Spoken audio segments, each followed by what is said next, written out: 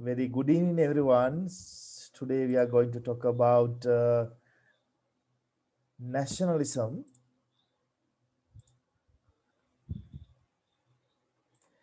In Tamil, it's called Deshiyavadam.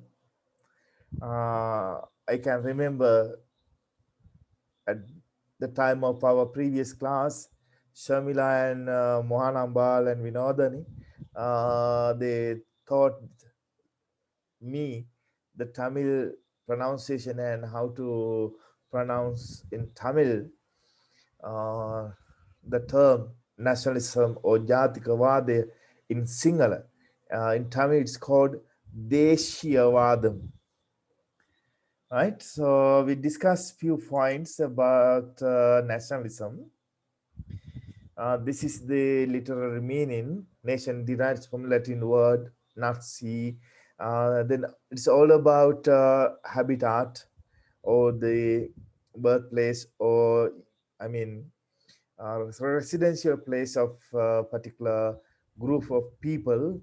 Then after they started to follow common tradition, common history, common culture, then common language, so,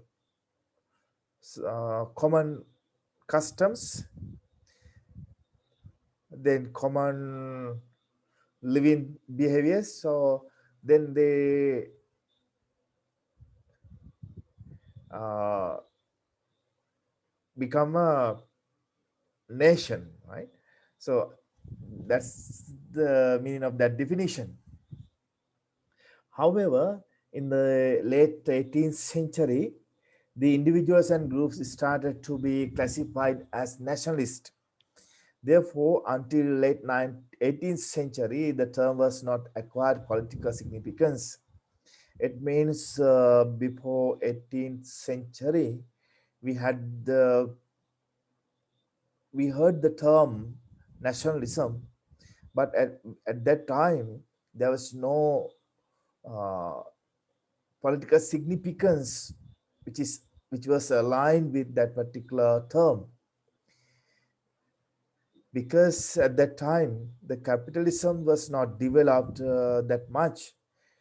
uh, Aligned with the industrial revolution, at the time of 18th century, we can see the industrial revolution in Europe, especially in England or Britain, we can say, aligned with, I mean, simultaneous, I mean, parallel with industrial revolution, we can see the development of nationalism as political ideology.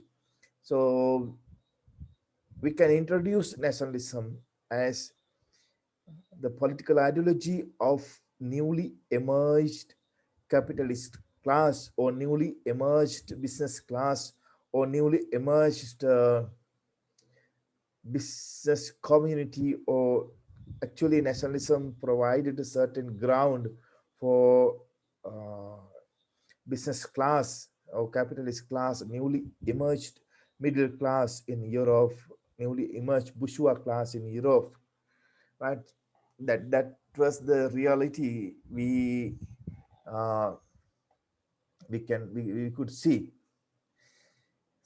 That's why in the 18th century the term nationalism achieved its significance in politically. It achieved its political significance in 18th century.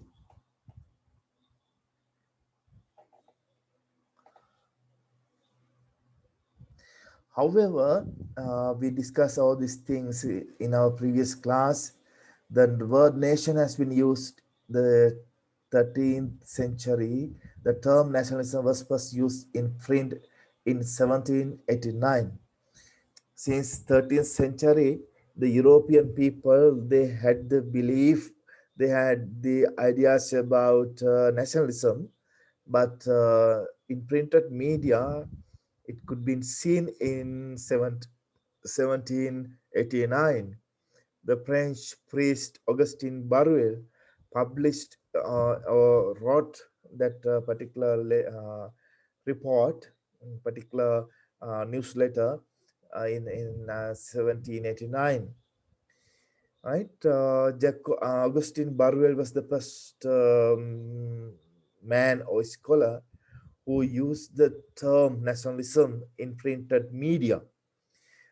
He was there in France before the French Revolution.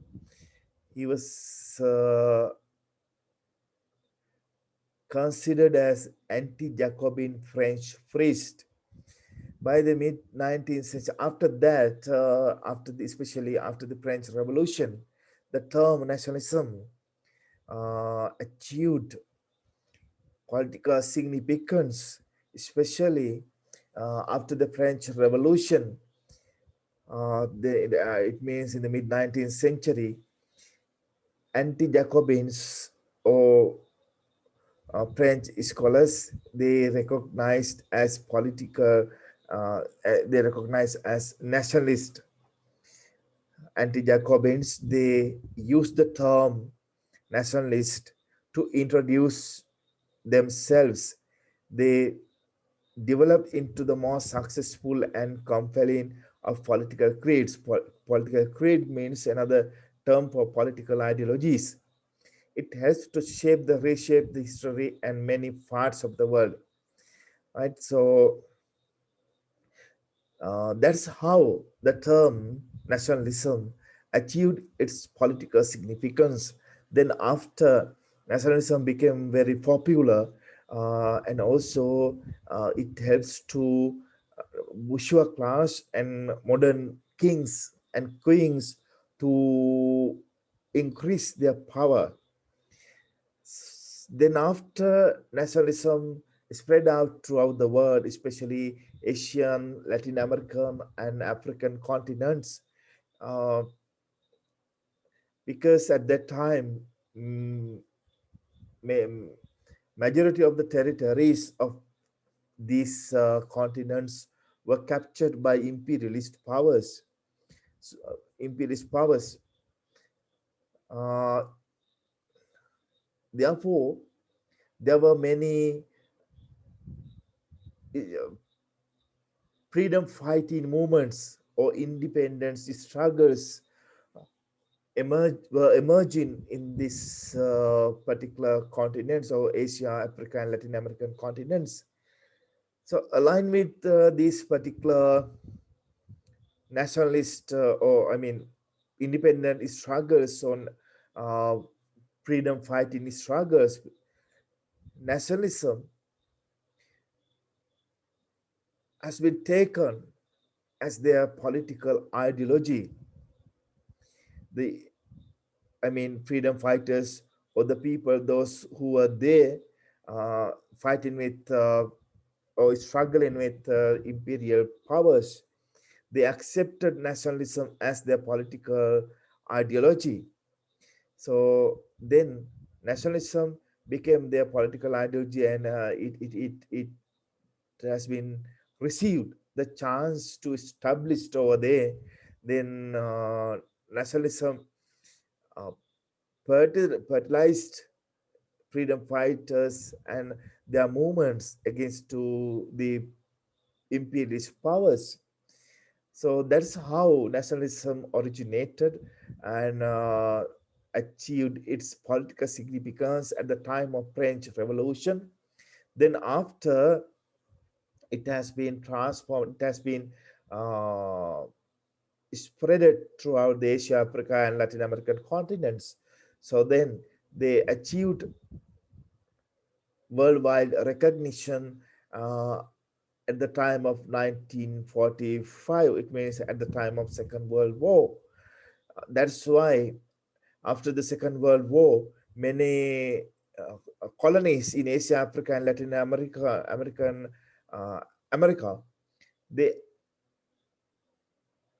they were able to achieve their independence after the Second World War. So then nationalism became a huge or wider political ideology after the Second World War.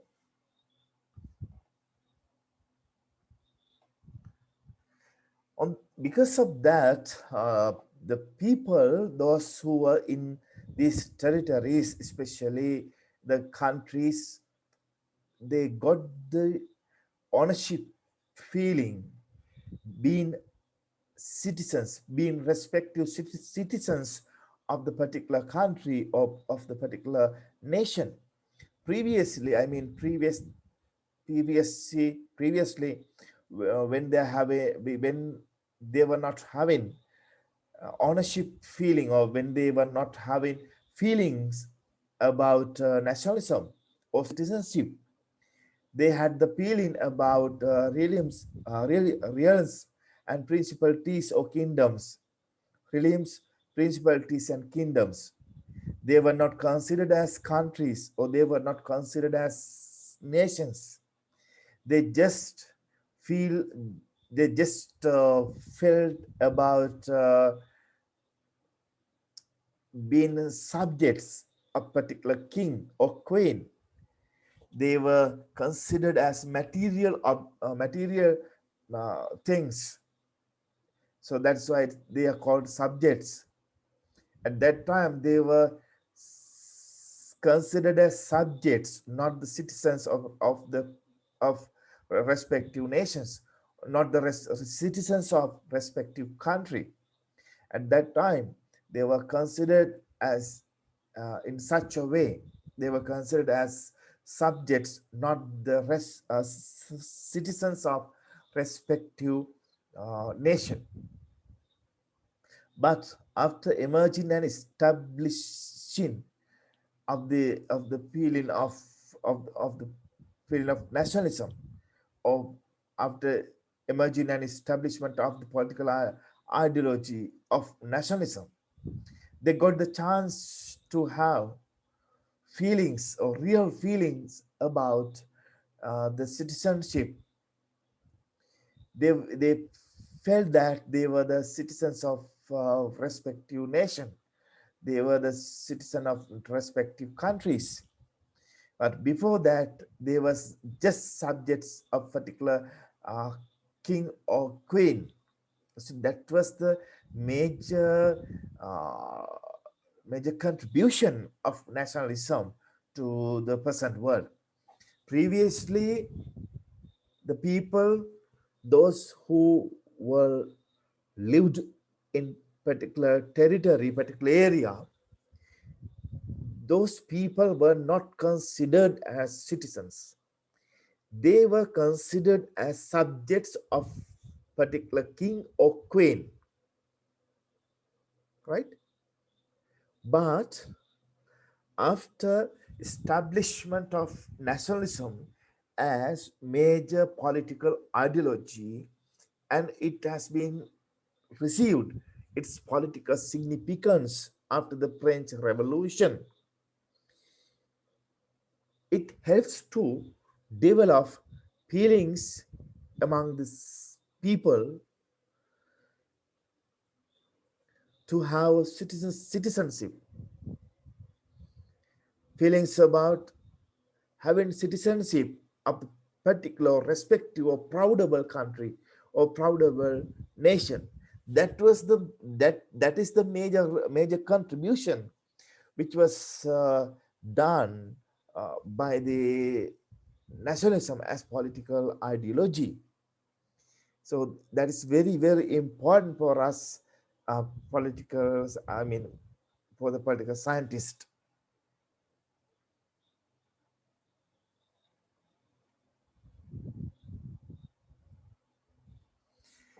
Then we want to talk about central themes of nationalism. There are four themes: the nation, organic community, self-determination, and identity politics.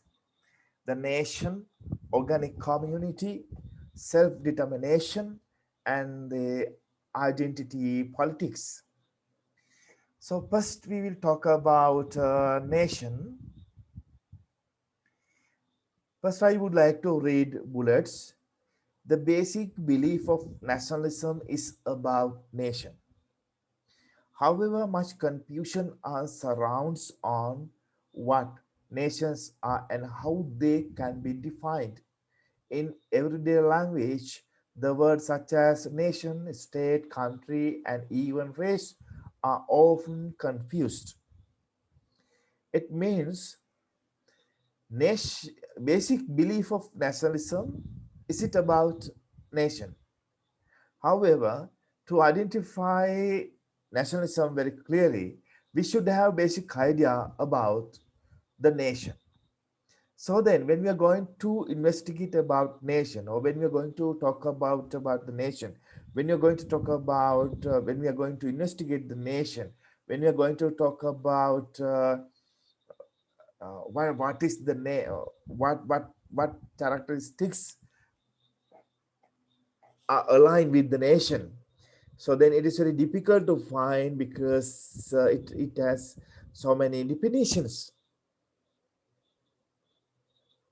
However, on the most basic level, we can say nations are cultural entities. Nation are cultural entities. Entities means units. Nations are cultural units.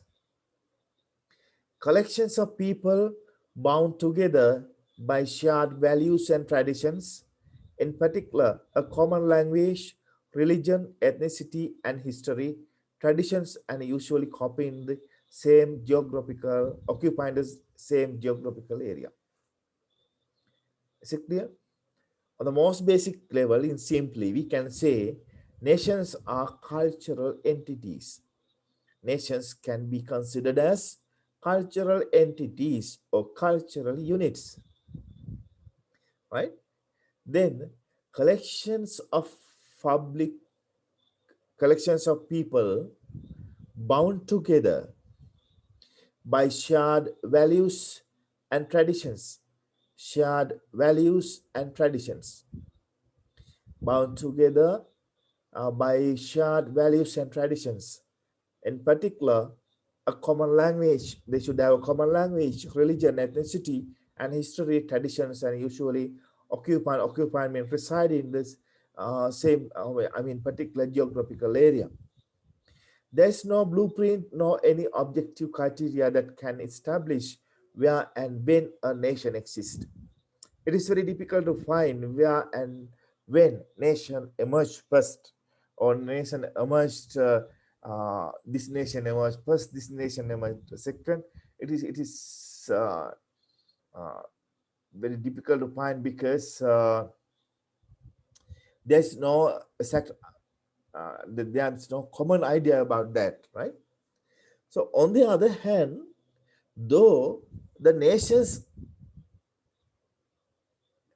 they are having particular common culture, common tradition, common language, common religion, common ethnicity, common traditions, common history, and so on. Sometimes these things help to build up, help to construct the feelings of nationalism, of help to construct the nation. Sometimes they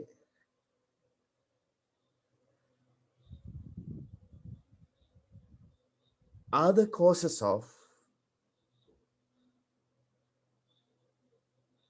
separation movement in particular countries or nations.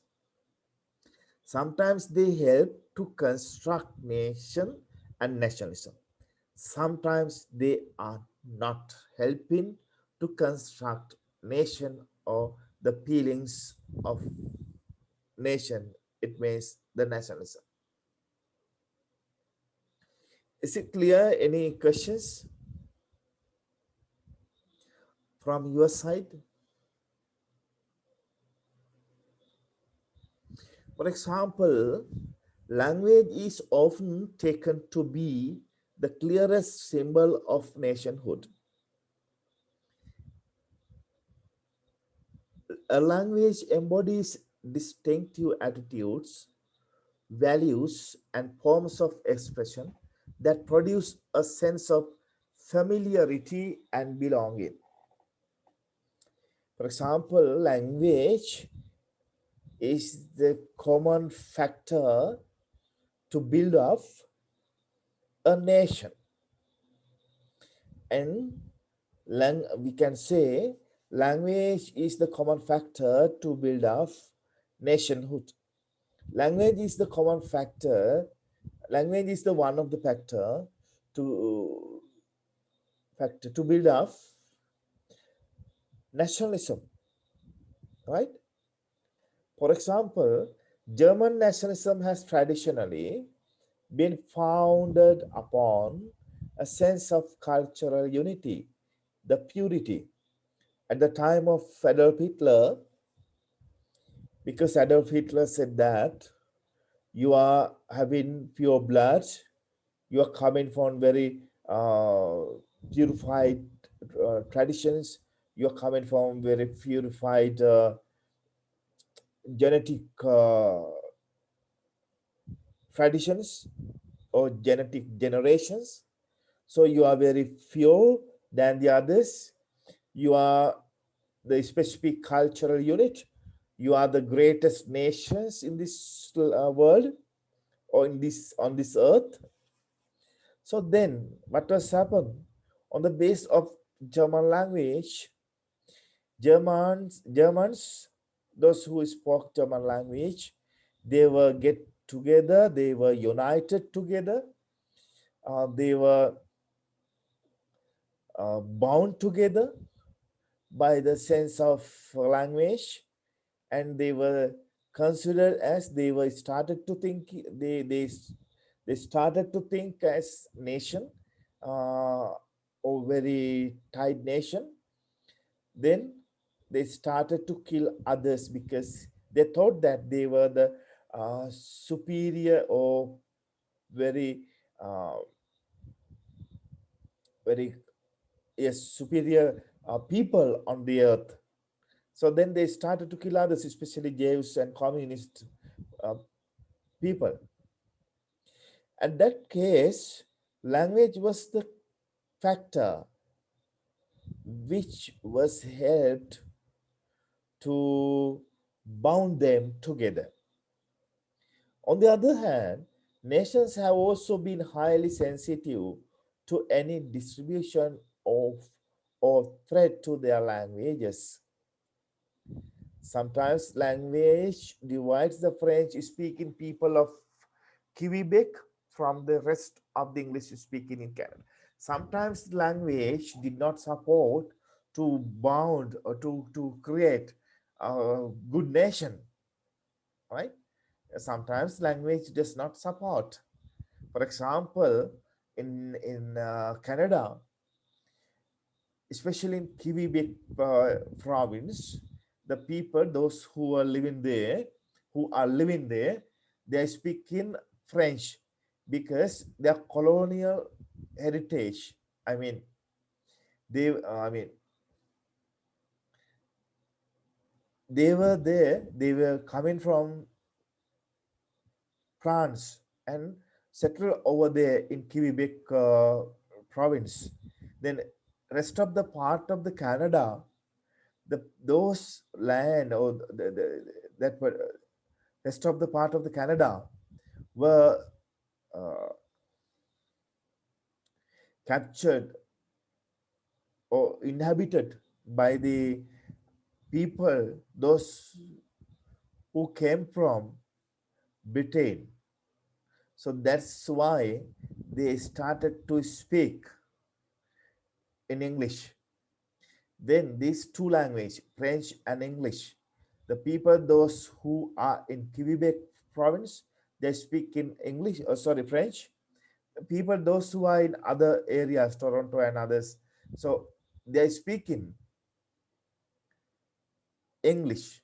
So this divergence between English and French was the serious issue or is the serious issue in Canada. What they did, they started to follow two language policies. Each and every statements, each and every uh, legal document, each and every official work, are being conducted in two languages, French and English, in English, right? Because the people, those who were in Quebec province, they started to uh, have their on nation, I mean on state. They started to separate. Previously they thought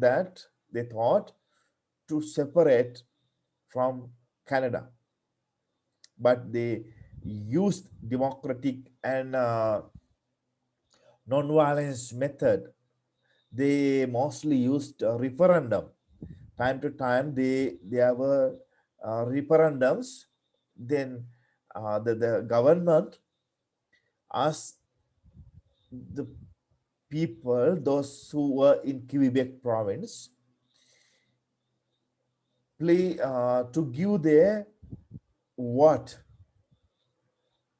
or to give their idea whether they are like to be in Canada or whether they are like to be separate, right? Then the government asks from them. That time to time in those referendums, the people cast people voted in favor of separation. That line, the in the favoration for the separation was getting continuously high. Then what the Canadian government did, they started to follow true language policy very seriously. They started to promote it. So up to now, Quebec provinces, they align with Canadian government, but we cannot say in our future will they separate from the Canadian government or not. So likewise, language help to create nation. Sometimes language help to divide the nation.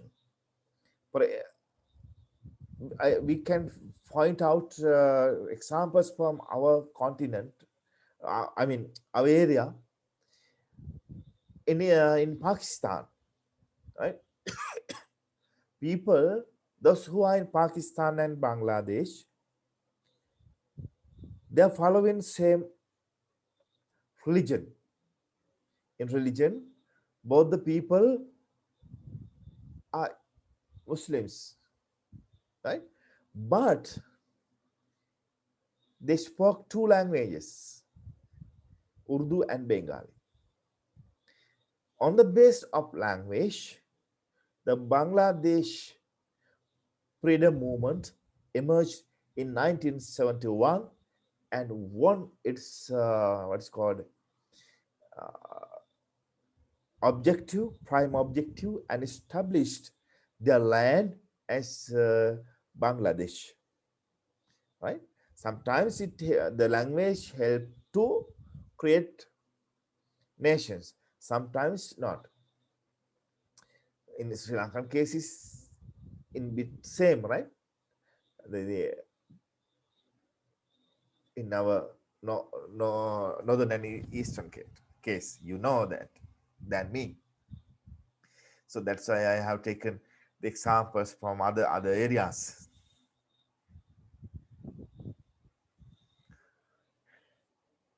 There is this type of point: same language but no common national identity. For example, people share the same language without having any conception of a common national identity. People share same language. People, they are speaking same language, but among them, there is no common national identity. For example, if you consider about Americans, Australians, and New Zealand people,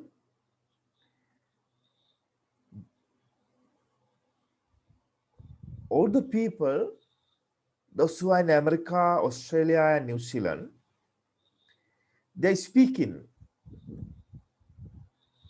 or they speak in English. They're speaking in English. They speak English, right?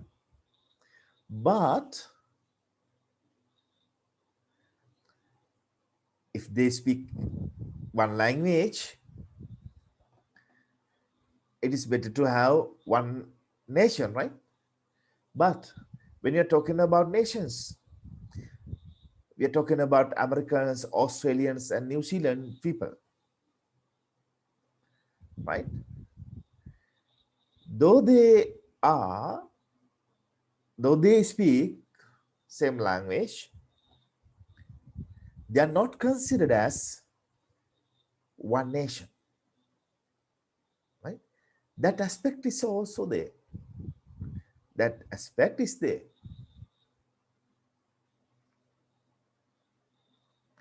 National unity without possessing a national language. Sometimes there is no national language. There is no common language because there are few languages. There's no language because there are few languages, right?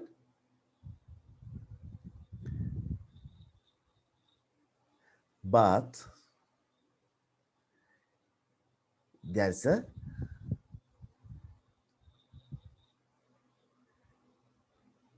national unity. There's a sense of national unity. For example, I can say other nations have enjoyed substantial measures of national unity without possessing a national language, such as Switzerland. I can point out Switzerland. In the absence of Swiss language, three languages are spoken: French, German, and Italian. Swiss language is also there. So then, there are few languages, but as Switzerland citizens, national unity is there. National unity is there, right? But there's no one national, I mean, common national language, right? Then we want to talk about religion. Do you have any questions or clarifications? Anything?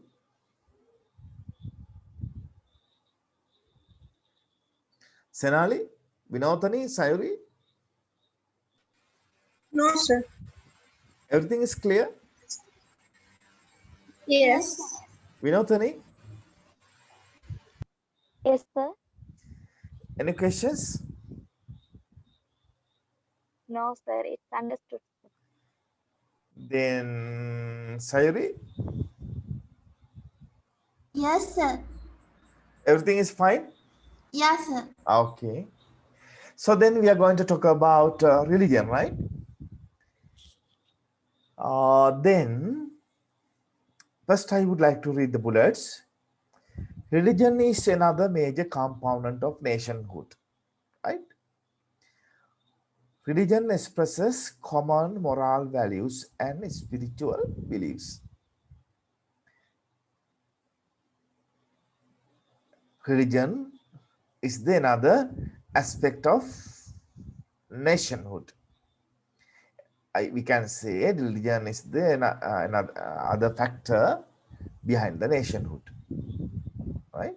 Because it brings moral values and spiritual beliefs. Moral values. It means the feeling about ourselves, for thinking we are having same kind of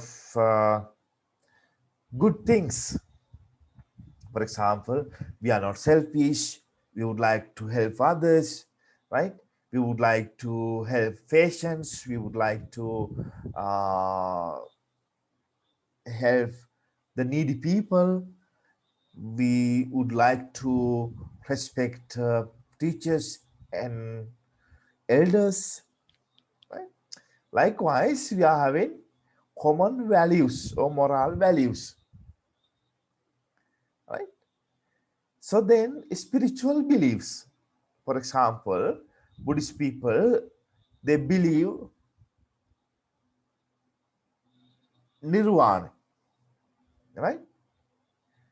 That's their ultimate goal, passing their lives from Atma to Atma. Ultimately, they wish to achieve greatest Nibbana, right? So then, Christian and Catholic people, they would like to have what's called heaven in after their death, right? So in likewise Muslim religion, they are having their common values and spiritual beliefs. They want to have, uh, I mean, they want to live in accordance with the guidance which were given by the Almighty Gods, right? So then, religion helps to make bond among the people, right? Among the people. In Northern Ireland, people who speak the same language are divided along religious line. In Northern Ireland, the case in of Northern Ireland, the people they speak same language. It means English, but they belong to two religions, Catholic and Protestant Christians. On the base of this divergence, their conflict arose. Most Protestants regarded themselves as unionist and wished to pursue their links with the UK, while many in the Catholic community favor of United Ireland, especially southern uh, part. The people, those who were living there, a majority of them were Catholic. They would like to have a United Ireland. But the people, especially those who were there in Northern Ireland, uh, they were Protestants, Christians in religion. They would like to combine with UK because of their religious connection. That was the reason, that was the case to fight, to start fighting with these two groups. It is labeled, or it is called, it is named as Northern Ireland conflict, right? Shining path is there. So that's the case. But they followed good peace process and very long and lengthy peace process. Then a complete has been settled down, but there are some fires inside, or I mean ashes. The surface level there are some ashes, but inside uh, there are some ruins. Islam has been a major factor in forming a national consciousness in much of the North Africa and the Middle East. The Iranian Revolution in 1979 was largely inspired by the fundamentalist beliefs of Shah, right? So that's their belief. Religious belief is there, it means common religion is there, but no sense of nationhood. Divisions between Catholics and Protestants, yes, we discuss it, the example in Northern Ireland. At the same time, countries such as Poland, Italy, Brazil, and Philippines share a common Catholic faith. They are Catholic countries. Poland, Italy, Brazil, and the Philippines, they are Catholic countries, but They do not feel that they belong to a common country or common nation. They do not feel that they belong to a unified Catholic nation because they felt that they were the separate nations, separate nationalists in Italy, Poland, Brazil, and Philippines. All right? It means sometimes having a common religion helps to create a nation. Having a common sense of common religion helps to establish the national identity. Sometimes it does not help, right? Sometimes it does not help. For example, Northern Ireland case. So we can point out the countries Poland, Italy, Brazil, and Philippines. They are following the same religion. It means Catholic, but they do not feel that they belong to a unified Catholic nation or common nation, right? Is it clear?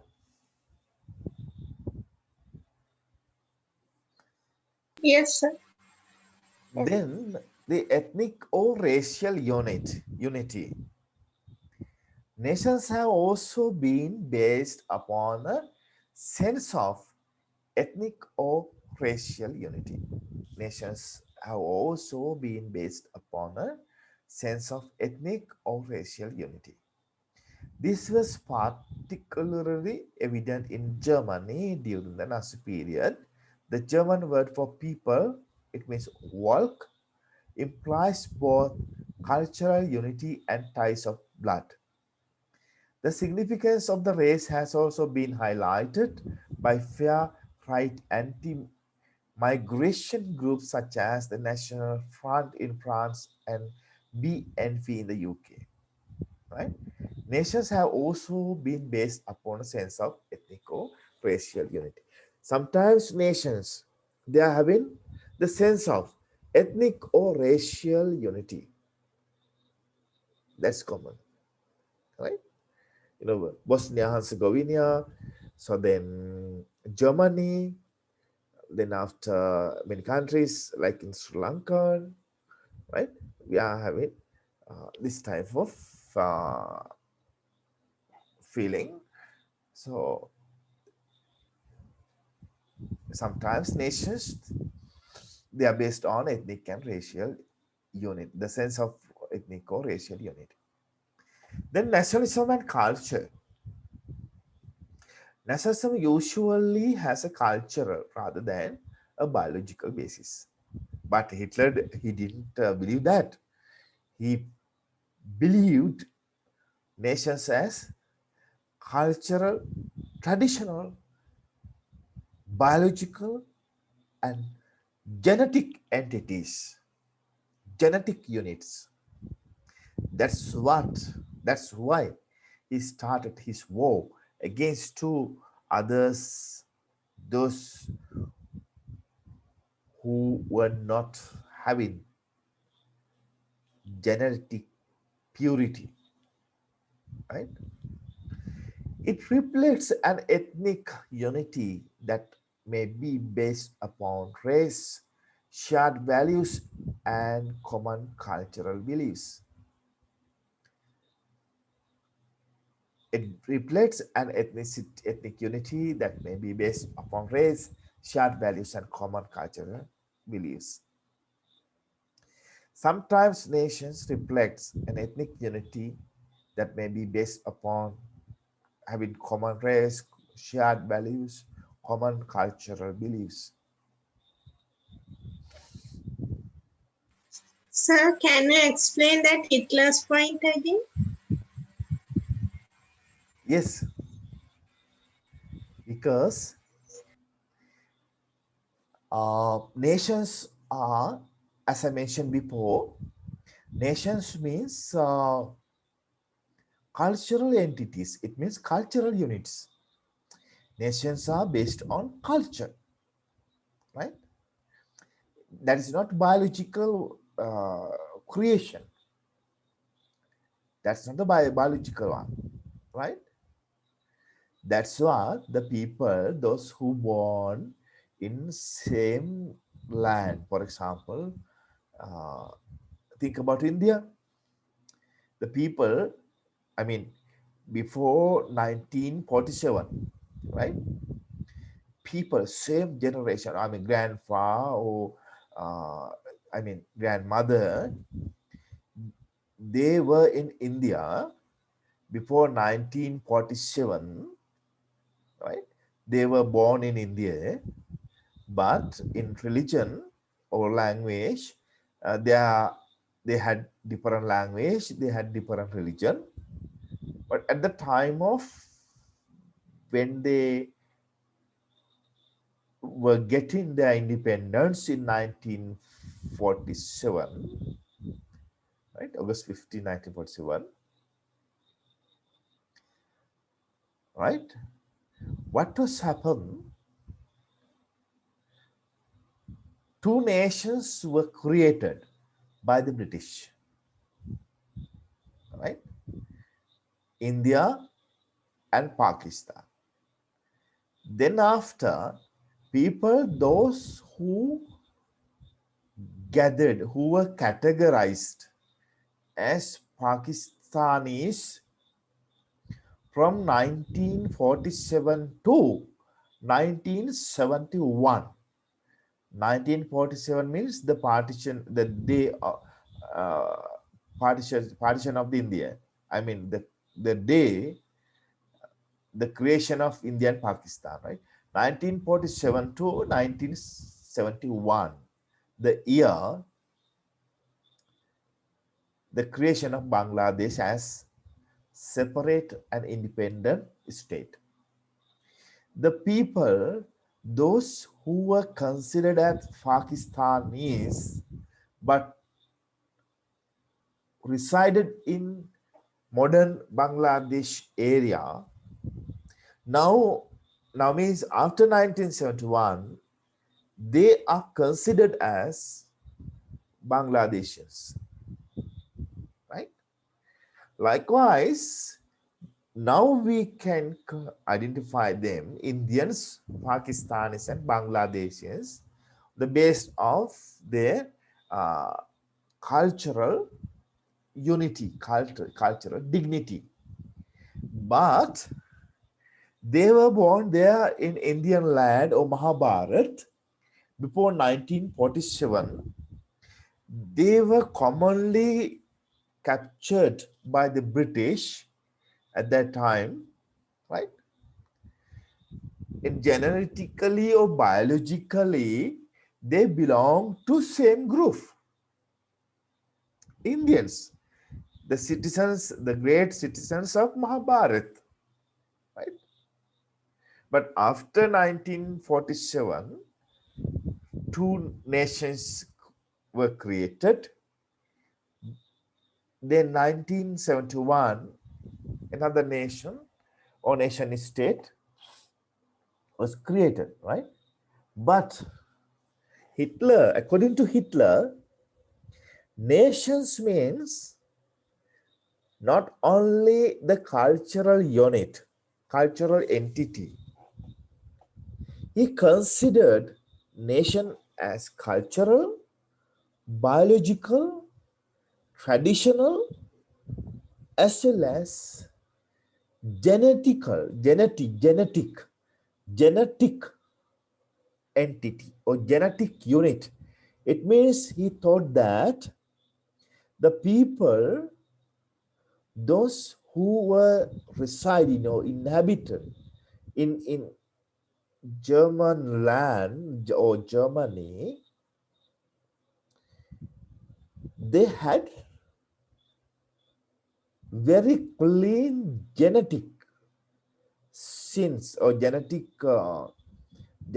structures, very clean, very strong, very uh, purified. genetic structures, right? That's what. That's why he said. Oh, he said Germans are the greatest nation on this earth. He considered nation as cultural, biological, traditional. Tradition means historical and genetical or genetic entity. Senali, clear? Senali? Yes, sir, now clear. Okay.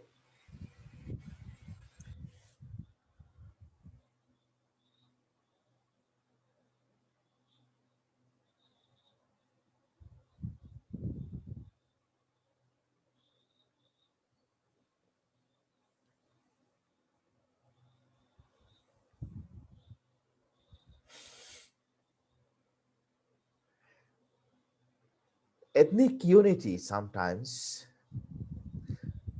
leads to establish national identity or national dignity. Sometimes they do not provide a basis for national identity. Multicultural characters of most modern nations. The, the nature of modern nations or the characteristics of modern nations are multicultural. For example, if we think about USA, we can see different the people, those who are representing, those who are coming from different countries, they are representing different cultures or cultural values. Then there's a concept or emergent concept is called melting pot, right? But they were there thinking about Americans, America. Then they were get together, they were united by the sense of being Americans because they are very proud to say we are Americans because they are the very proudable uh, nation in the world. No? That's what, that may be the reason they would like to say we are Americans, right? In post-apartheid South Africa, there are many nations. It's called rainbow nation. Then also they having that type of sense, common history, tradition in making nationalism. Nations usually share a common history and traditions. National entity is often perceived by recalling past glories, national independence, the birthdays of national leaders, or important military victories. In Sri Lanka, we're talking about Elara Dutugyamuno conflict and also glories in our 30 years war and also war victory in 2009, right? So then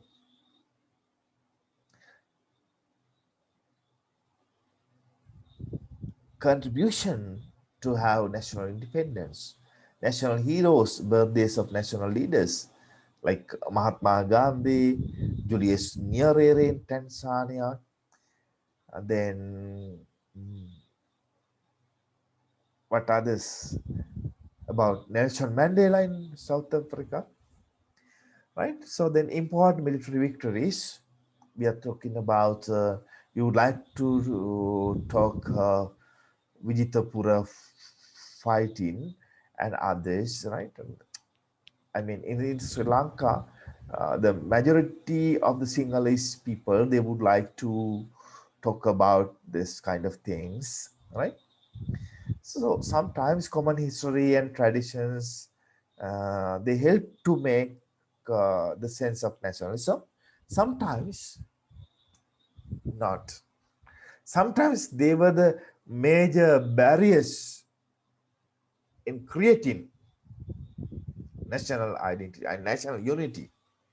They were the major barriers, right?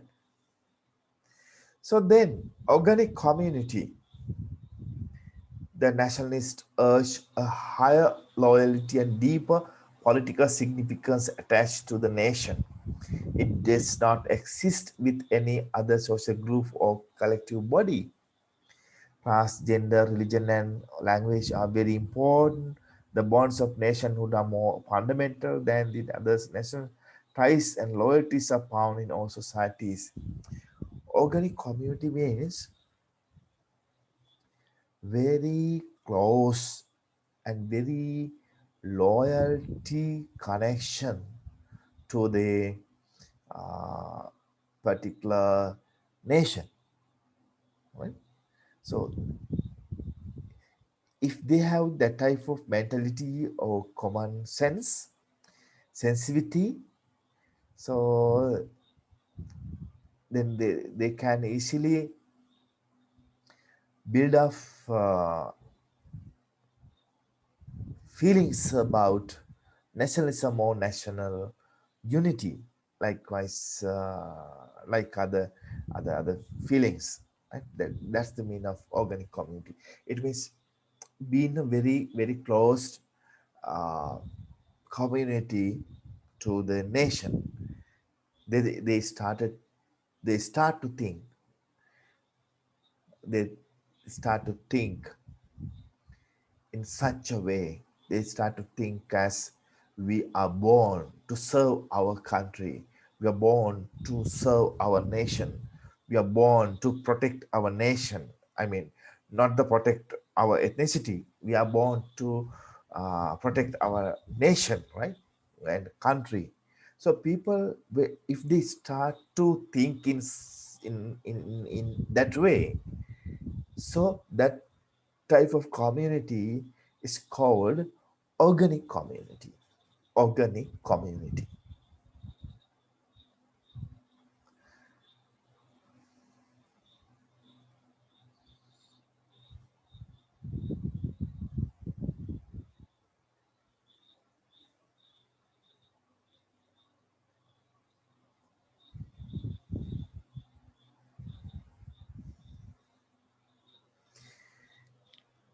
National identity, that is historical embedded. It means national identity is coming from history. Nations or the feelings about nations are rooted in a common cultural heritage. It means feelings about nation. This, I mean, if we have a feelings about nations, we should have common cultural heritage and language that may long predated statehood or request for independence. From for a long time, we should have a common cultural heritage, a language. If we have such kind of things, then we can have national identity, right? As an organic community, the feelings or patriotic feelings about nation and nationalism. Therefore, it is characterized deep emotional attachments and primordial ties.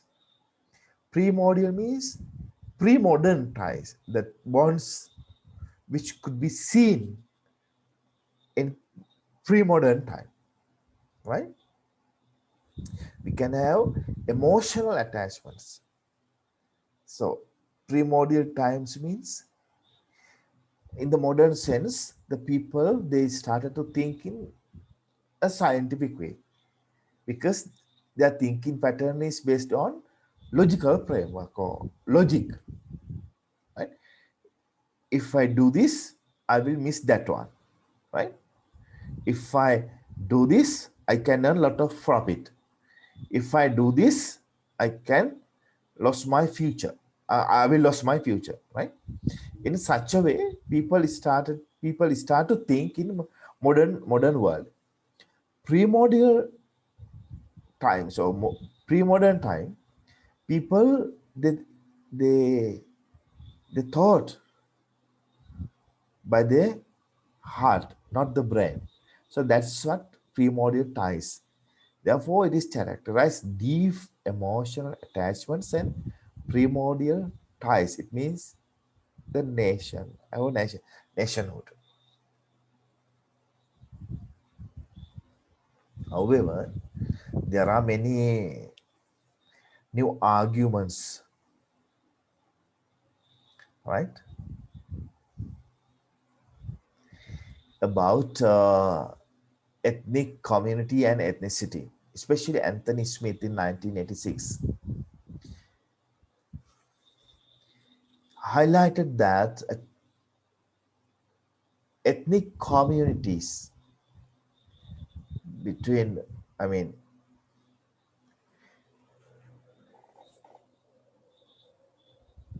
highlighted the continuity between modern nations and pre-modern ethnic communities, which are called ethnies. According to him,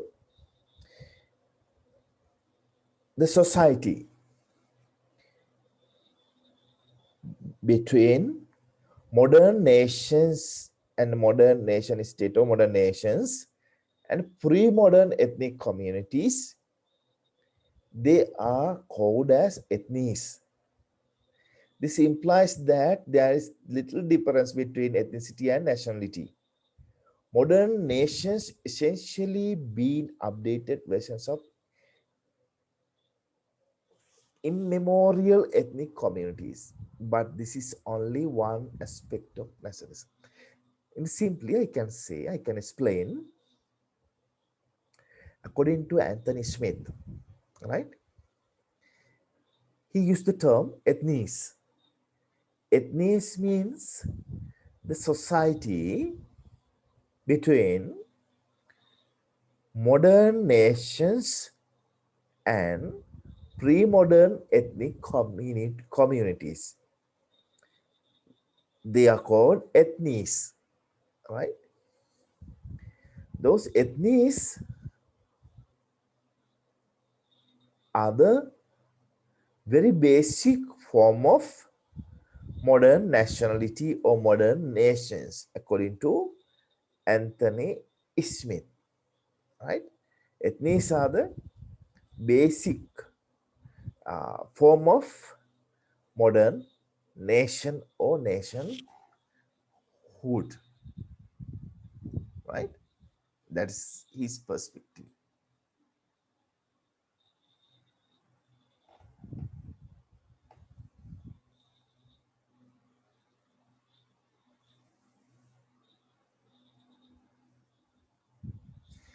However, Ernest Gallner, according to his point, modern nations, they are purely connected with industrialization, because nationalism and nation, they have grown up in parallel with the development of industrialization, the growth of industrialization.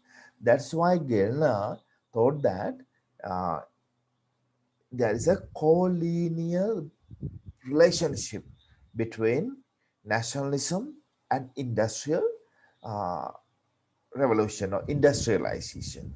I also would like to accept his idea, right? Because nationalism helped to develop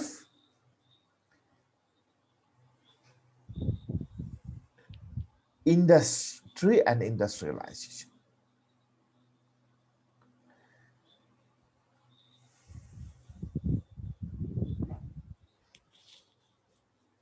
According to his point of view, pre-modern or agro societies, agro-literate, he used the term, agro-literate societies were formed by a network of feudal bonds and loyalties. It means before the modern time, There were societies, they are called agro societies, agriculture societies. In those societies, there were relationships among the farmers, but they are uh, pre-modern relationships. They are not relationships which can be identified as nation or nationhood, right? Emerging industrial societies promoted social mobility and competition. They required a new source of cultural cohesion. This was provided by nationalism. Before the industrialization or before the modern period, societies were there. They were considered as pre-modern societies, agro societies, agriculture societies. These societies were there. The people were there in those societies. Relationships were among them, but those relationships were called as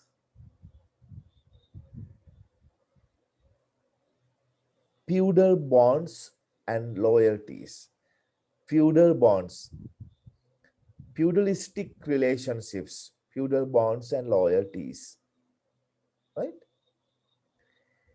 Therefore, he thought that, or he said that nationalism was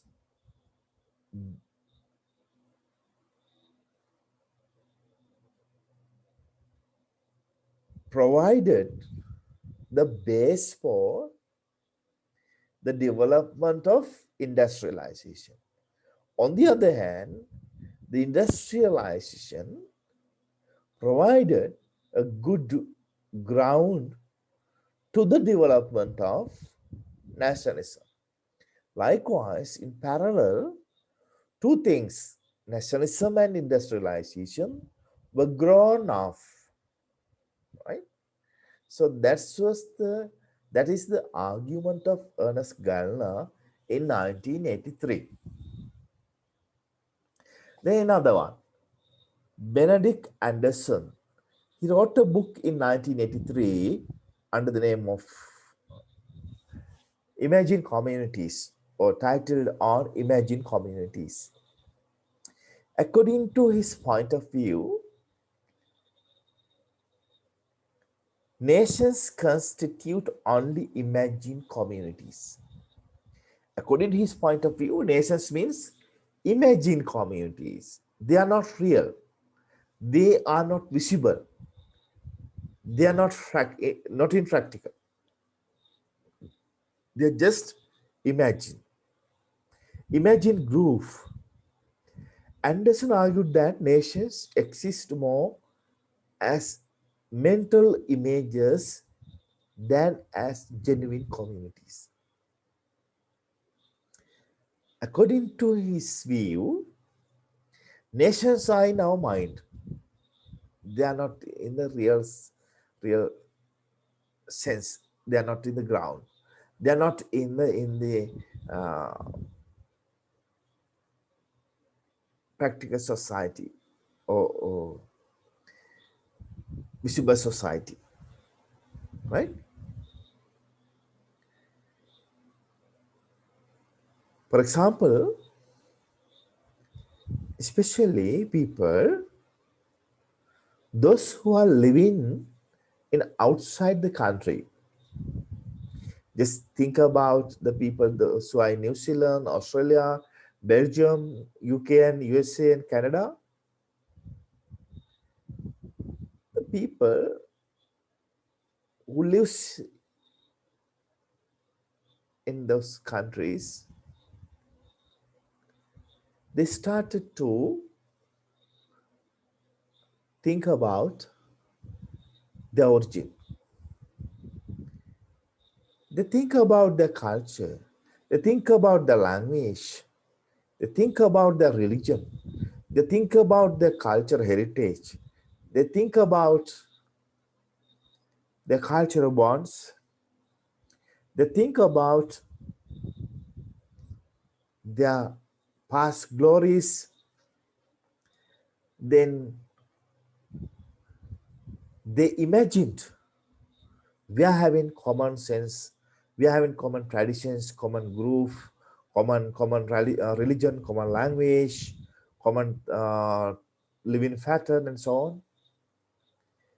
Then they started to think they belong to particular nation. By thinking in that way, in such a way, they sometimes they would prefer to be organized as global diaspora. Global diaspora. For example, people, those who are migrated from the Tamil community, they thought that they think that we are belong to common group, so we want to work as a group. That group is called Tamil diaspora. Likewise, in the people, those who migrated to Europe from Sri Lanka, they started to think Sinhala diaspora or Sri Lankan diaspora. Likewise, people, those who are outside the country, they imagined about their nation, but in practical sense, that is not exist. Likewise, the people, those who are inside the territory, they thought that our people are like this, our people are like this, our people are like this. So, for example, people, those who under the name of our nation means my nation, they would never tell lies. They would, they will not do harmful things. They will not kill others. They will not do any dangerous things to the environment. They will not do any harmful things to the others or society. We are thinking in that way, and uh, we think that we think that we are the members of very proudable nation, right? In thinking in that way, we started to be in line with imagination. That's the argument of analytic Anderson. According to him, that is in our mind, that is in imagined world, that is not in exist in reality, right? That's his argument.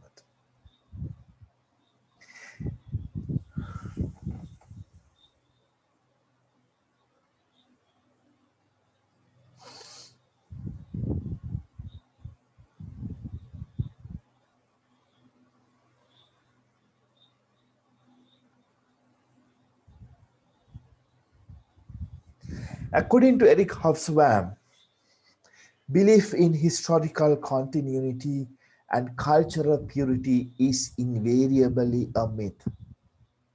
According to Eric Hobsbawm, there's no any nation or any culture in the world who would have their own thing, their own thing, right? Because each and every culture in this earth, they had many things which were borrowed from other culture or other nation, other culture. Look, think about Sinhala culture. How many Tamil words are there? How many Portuguese words are there? How many Dutch words are there? How many English words are there? How many traditions, Indian traditions, then British traditions, Roman traditions, then also Dutch traditions, Tamil traditions, right? There are many, right? So any culture in on this earth, it does not have its unique item, because all the cultures on this earth, they are mixed enough. That's why Eric Hobsbawm is saying that historical continuity and cultural purity is not real one. According to him, that's myth. It does not exist. It does not exist, right? It is not existed in on this earth.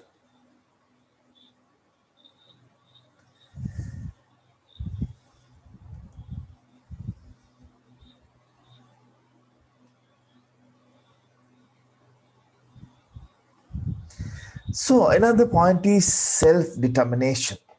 It means self-determination means the people, those who are having their own ownership on the base of sovereign power, popular sovereignty. Ultimately, popular sovereignty is the most important thing, most superior thing. On the base of that, the constitution, the government, rules and regulations are born. So ultimate important thing is popular sovereignty. It means people's sovereignty. Peoples are the most important part, but they should have sovereignty, the power to decide whatever they want, whatever they want, whatever they can do. They should have the power to do it. Whatever the things they wish, they should have the power to continue it. However, this idea came into exist after the French Revolution, from the words of Jean-Jacques Rousseau, from the thoughts of Jean-Jacques Rousseau, right? Because sometimes he's considered as the father of modern nationalism. But he purely did not address the question of nations or discuss the phenomenon of nationalism, but his point, his concept of general will helped to develop the sense of nationalism. That's why he's called as father of nationalism, right? So then those are the points we discussed today. If you have any questions, any comments,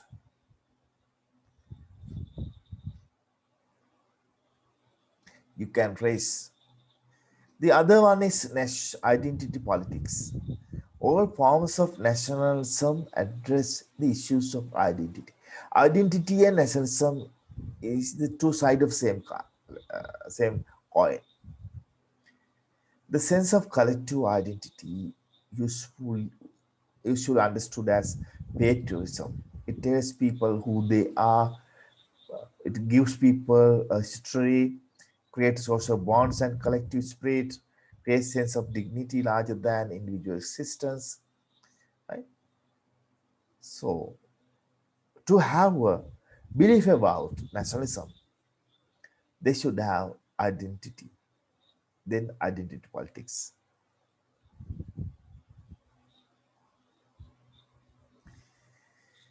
Yeah, that's what we discussed today. Central themes of nationalism. The nation, organic community, self-determination, and identity politics. If you have any questions, this is the time to raise your question, to to add something from your side. This is time. This is yours time. Thank you very much for your kind patient. Anything from your side? No, sir.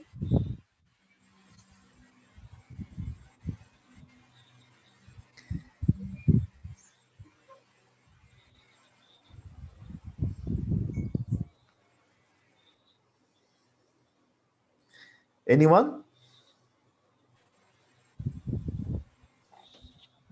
No, sir. Okay. Um, I will upload the video, then you can watch it later on. If you have any questions, please ask, please raise your voice. If you want, I will teach again, I will explain again. It doesn't matter, right? So most important part of your understanding and your learning is the most utmost thing, most important thing, right? Today we had a great conference with your seniors. Uh, Next time I think yours. Have you seen that from Facebook or YouTube? Yes, sir. Yes, sir. Then have you got idea about how to conduct it? Because this time, because of COVID-19, that was the greatest event. Uh, our keynote speaker was Professor Raji, Emeritus Professor Raji Vijay. Then guest of honor, Mrs. Kasturi Selraja Wilson. Then first time we had this type of conference with students. I mean, online conference with students. Everyone is there, right? They enjoy a lot. They learn a lot. Next time is yours. Please be aware about that. Select your topics, right? Uh, Talk to your uh, teachers, lecturers, and ask uh, about their views. Then discuss with your topic with them. They started your uh, proposal slowly, step by step. Then one day, at the time of conference, you can, at the time of writing thesis or doing a research, you can do a excellent or eminent work, right? Okay, then thank you very much for your kind participation. Now I'm going to stop today's discussion about nationalism. Thank you, sir. Yes, sir. Thank you, sir.